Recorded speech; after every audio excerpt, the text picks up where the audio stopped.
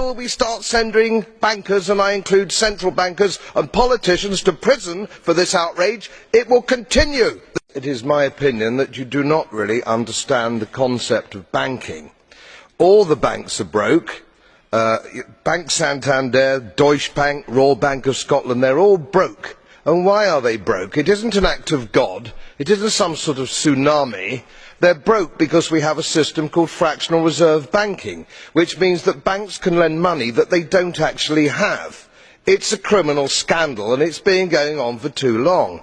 To add to that problem, you have moral hazard, a very significant moral hazard from the political sphere.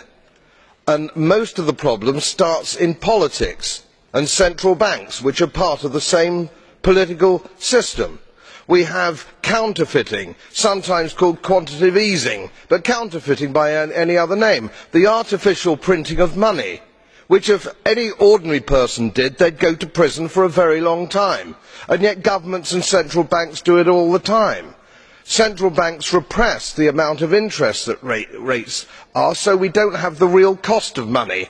And yet we blame the real retail banks for manipulating LIBOR. The sheer effrontery of this is quite astonishing. It's central banks that manipulate interest rates, Commissioner.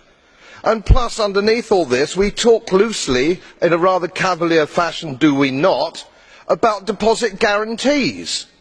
So when banks go broke through their own incompetence and chicanery, the taxpayer picks up the tab.